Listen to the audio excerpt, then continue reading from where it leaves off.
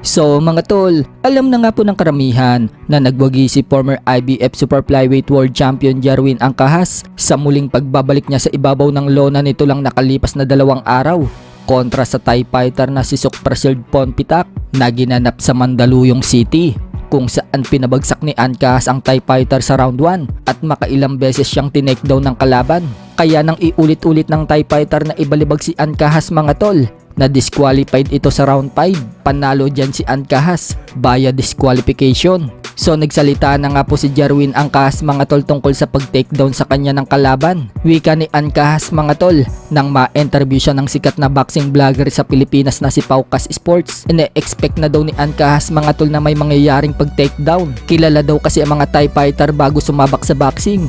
Sa Muay Thai muna daw ito nagsisimula. Sa katunayan, pinaghandaan pa daw ni Angkahas ang ganyang estilo ng Thai fighter. Kaso, iba daw talaga kapag nasa ibabaw na ng ring dahil konting pitik lang daw ng tuhod at balikat ng kalaban, natutumba na daw siya. Kung matatandaan mga tol, ganyan na ganyan nga din po ang nangyari sa laban noon ni Casimero way back 2015 kontra dito kay Amnat Rowenrong ng Thailand, kung saan makailang beses din binalibag si Casimero ng Thai fighter pero walang ginawang aksyon ang referee, hindi man lang na-disqualified itong si Amnat. Samantala, sinabi naman ni Angkahas mga tol na komportable umano siya sa 126 pounds. Parang bumalik daw kasi yung dati niyang galaw noong nasa 115 pounds pa lang siya. Nagagamit na daw kasi niya ang mga paa niya kahit round 5 na.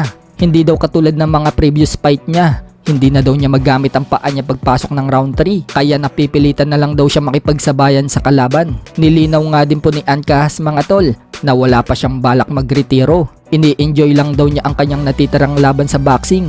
Goal pa din daw ni Angkahas mga tol na makasungkit ng world title. Bukod dyan, sinabi din ni Angkahas na muli siyang lalaban sa buwan ng December. Sana nga daw dito ulit sa Pinas ganapin yung laban. Iba daw kasi yung pakiramdam mga tol kapag sa Pinas ka lumalaban. Speaking of December mga tol, mukhang magkasama yatang lalaban si Angkahas at Yumar Marshall sa buwan ng December. Binanggit din kasi ni Yumar Marshall mga tol sa interview sa kanya ng mga mainstream media habang nanonood siya ng laban ni Angkahas. Wika ni Yumar Marshall mga tol, lalaban daw siya sa buwan ng December dito sa Pinas bago daw siya pumunta ulit ng US. Kaya mukhang magkakasabay talaga yung laban ni Angkahas mga tol at Yumar Marshall. May aabangan ulit tayong laban. Pagkakataon na nga po ng mga Pinoy fans mga tol na masilayan ang ating magigiting na pambato.